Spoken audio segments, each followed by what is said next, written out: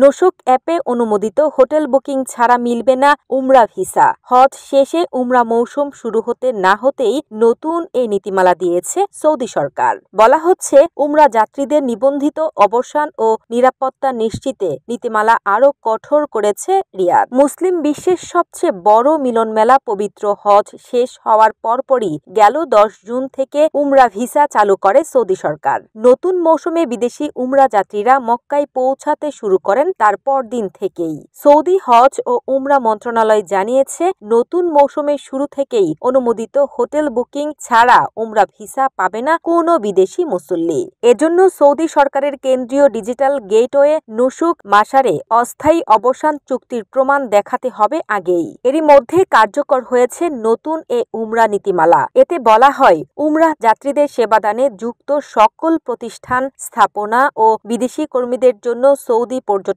মন্ত্রণালয়ের নিবন্ধনপ্রাপ্ত হোটেলগুলোতে মুসল্লিদের আবাসন নিশ্চিত করা বাধ্যতামূলক। বলা হচ্ছে, উমরা যাত্রায় মুসল্লিদের থাকার ব্যবস্থা ও নিরাপত্তায় সর্বোচ্চ সুযোগ সুবিধা ও সেবা নিশ্চিতে নীতি আরও কঠোর করেছে রিয়াদ। নতুন নীতিমালায় আবাসন জালিয়াতি রোধ এবং আবাসনের মান ও অতিরিক্ত ভিড় নিয়ে উদ্বেগ এড়াতে উদ্যোগ নিচ্ছে রিয়াদ। নিয়ম লঙ্ঘনে ভিসা পেতে বিলম্ব বা শাস্তিমূলক ব্যবস্থার মুখে পড়তে পারেন আবেদনকারীরা। উমরা চলতি মৌসুম শেষ হবে 2026 সালের হজের ঠিক আগেই। ইসলাম ধর্মের 5টি স্তম্ভের একটি হজ, যা পালন করা প্রত্যেক সামর্থ্যবান মুসল্লিদের জন্য জীবনে অন্তত একবার বাধ্যতামূলক।